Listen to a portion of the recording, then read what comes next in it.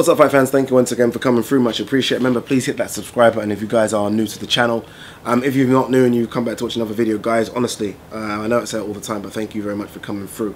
Alright, let's talk Hughie Fury and the call out of Dillian Whyte. Interesting for me. Interesting for a number of reasons. I think the first reason it's interesting for me is the fact that Hughie Fury was actually supposed to fight Dillian Whyte about 18 months ago when Dillian Whyte had the British title. He was mandated to fight him. He didn't want the fight because he said, look, him and Dillian Whyte are friends and they don't like fighting friends, blah, blah, blah. So that fight didn't happen. He moved on, obviously, then he got the Joseph Parker fight. I don't know if we need to go back to the Joseph Parker thing, but for me, a lot of people said he won that fight, and I've watched that fight a couple of times. I don't know what people were watching. I really don't. I thought he was negative in the fight. I thought that someone with his boxing skill would have done a bit better. But I think that he kept running. I'll be honest with you, I think he kept running. And people might give me stick for saying that. And it's not because I don't like Hughie Fury. I think he's a very, very good boxer. In fact, I actually think he's a better boxer than Tyson. Not better boxer than Tyson. But I thought it was very negative in that fight. So no way he won that fight for me. Anyway, back to this. So yeah, he was mandated to fight Dillian Whyte. He didn't want that fight at the time. I think it was more a case of a maturity thing. I think Dillian Whyte was a bit more... maybe just a bit more rough around the edges for him. I think Hughie Fury wasn't ready for that type of opponent. He thinks he's ready now. And I think he's asked for the fight for a number of reasons. Firstly, look, he's with Hennessy Promotions. He's not exactly got a big promoter who's going to chuck money at a big name to come and fight Hughie Fury. It's just not. He doesn't have the funds.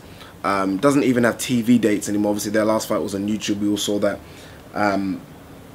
So he's looking for a big name to get him back out there, right? To put him on a platform where it's like, okay, you can earn some money, you might get the win, and if you do get the win, Dillian Whyte's considered a big scalp. A lot of people have Dillian Whyte. I don't know how, but a lot of people have Dillian Whyte in their top 10 heavyweights. So it's a big, big scalp. What he's asked for is for the fight to be on the undercard of Hey Bellew, which makes sense, I think, which makes sense. I actually think people might prefer watching that than Hey Bellew, believe it or not.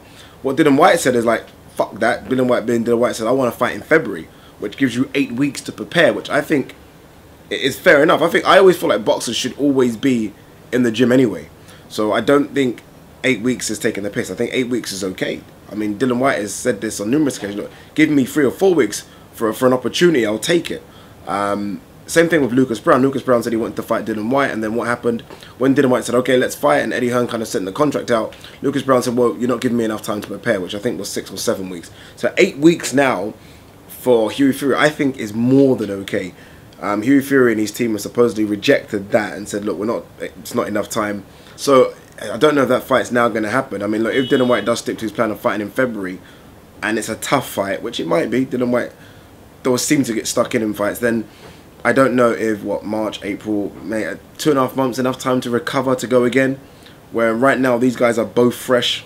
I think it's a fight that could happen. You know what, hey, I didn't Whyte mention this as well.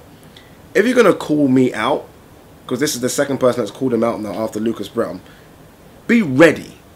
There's a lot of Twitter and social media call-outs, and I feel like it's just a load of bollocks. Call me out. If you're going to say my name, and I check you and say, okay, let's do this, be ready. You called me out. So you've called me out. So in my mind, you're prepared, you're ready. When I pull your card and say, okay, I'm ready, let's do this, you're kind of saying, no, May. Fuck that. Let's fight in February. You can clearly understand why he wants to fight in May. And that's Hughie Fury I'm talking about. Because, well, obviously, Bellew versus Hayes is going to be a big pay-per-view undercard.